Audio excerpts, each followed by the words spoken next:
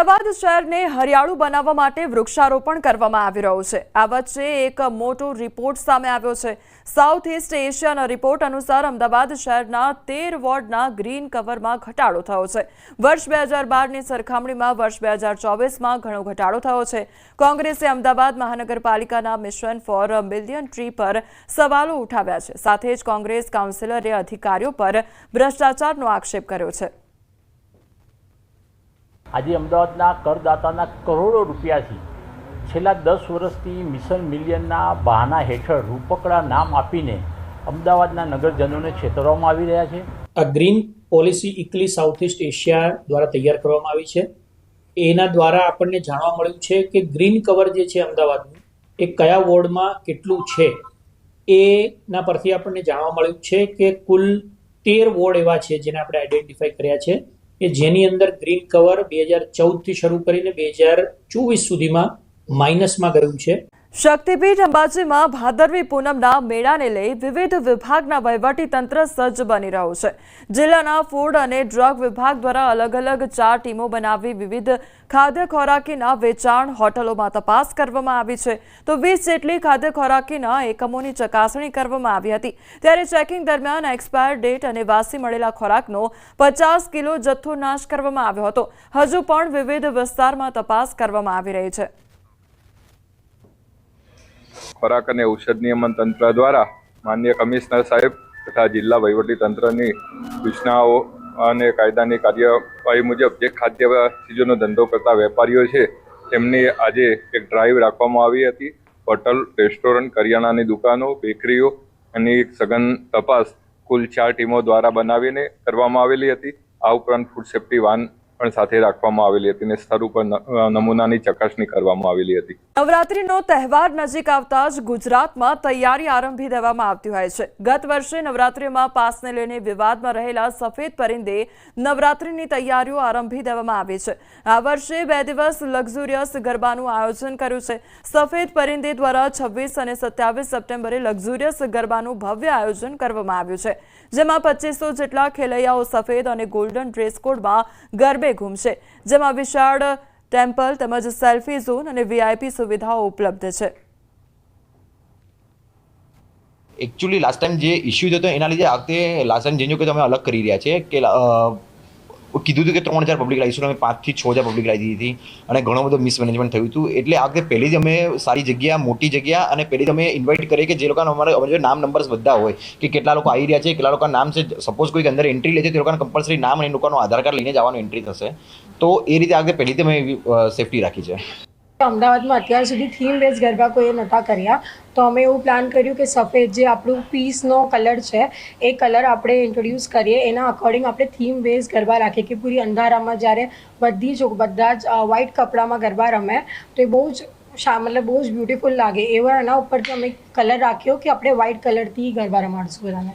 આ વખતે જેમ કે ભાતીગળ સંસ્કૃતિના પ્રાચીન અર્વાચીન બધા જ રીતની અમારી તૈયારી છે, પૂર જોશમાં ચાલી રહી છે।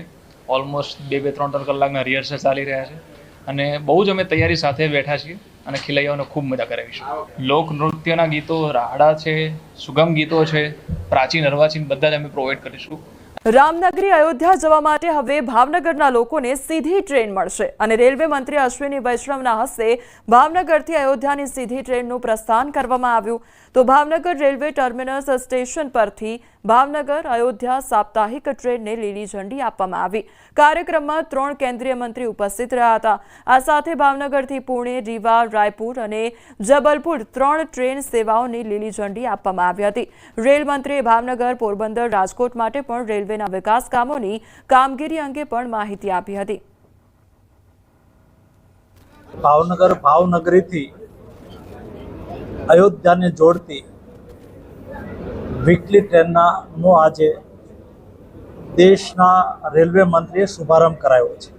राणावाव स्टेशन पे नई कोच मेंटेनेंस फैसिलिटी 135 करोड़ रुपए के सैंक्शन के साथ, फिर सारड़िया वांसजालिया न्यू लाइन इसका डीपीआर के लिए आज एफएलएस सैंक्शन हुआ है। फिर भद्रकाली गेट पे फ्लाईओवर आरओबी बनने का काम चालू होगा। फिर गतिशक्ति कार्गो टर्मिनल भावनगर में 2 बनेंगे और नया कंटेनर का टर्मिनल बनेगा। અમદાવાદના અસારવા વિસ્તારમાં આવેલ 900 વર્ષ જૂની પૌરાણિક વાવ જર્જરિત બની ગઈ છે. ભવાની માતાજીનું મંદિર સાથે જોડાયેલી આ વાવ ભાવિકોની આસ્થા અને ધાર્મિક કાર્યક્રમોનું કેન્દ્ર છે. અનેક રજૂઆતો છતાં વાવનું સમારકામ ન થતાં સ્થાનિકો રોષે ભરાઈ ગયા છે. અનેકવાર પુરાતત્વ વિભાગમાં રજૂઆત કરાઈ હોવા છતાં કોઈ કામગીરી શરૂ ન થતાં લોકોમાં નિરાશા છે. આજે મોટી સંખ્યામાં લોકો બેનરો સાથે એકઠા થઈ વિરોધ નોંધાવ્યો હતો અને વાવના તાત્કાલિક સમારકામની માંગ પણ કરવામાં આવી છે.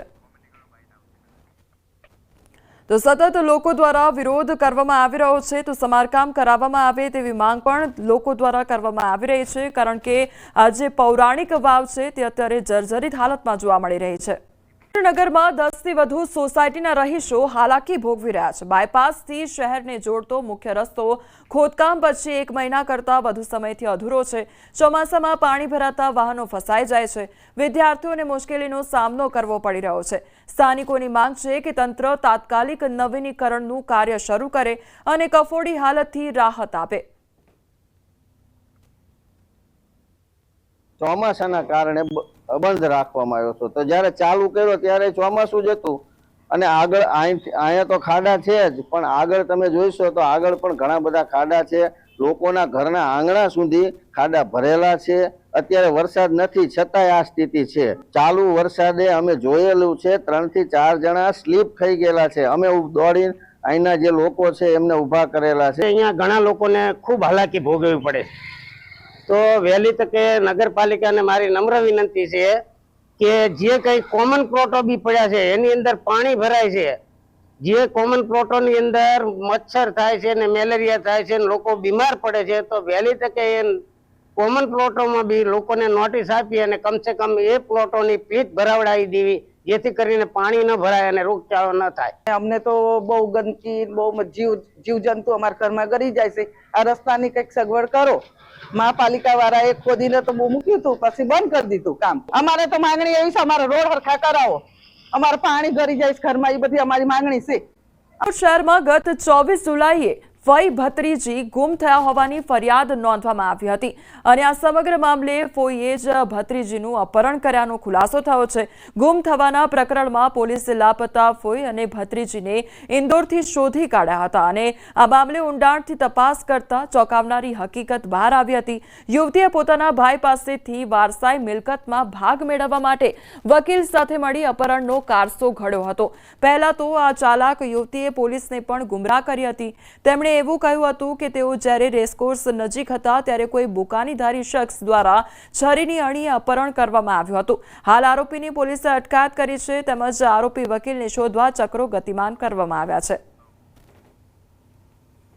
એના ભાઈ રીનાબેનના ભાઈ એટલે કે રિયાઝભાઈ, આ ગુનાના ફરિયાદી, એની પાસેથી પૈસા પડાવવા માટે અપહરણનું એક આખું નાટક રચવામાં આવેલું હતું અને એ પૈસા જો ખાલી રીમાનું અપહરણ કરે તો પૂરતા પૈસા ના મળે એમ, જેથી રીમા અને રિયાઝભાઈની દીકરી એટલે કે રીમાની ભત્રીજી એ બંનેનું અપહરણ કરી અને એને અલગ અલગ જગ્યાએ લઈ જવામાં આવેલી હતી અને છેલ્લે મધ્યપ્રદેશથી આ બંનેને શોધી કાઢવામાં આવેલા હતા. સુરતના કતારગામમાં મિત્રએ મિત્રના જ ઘરે કર્યો લાખોનો હાથ ફેરો. કુંભાર ફળિયામાં રહેતા પાલિકાના ક્લાર્કના ત્યાં ચોરી. પાલિકાના કતારગામ ઝોનમાં ક્લાર્ક તરીકે કામ કરતા વિવેક કંચનવાળાના ઘરે ચોરી થઈ.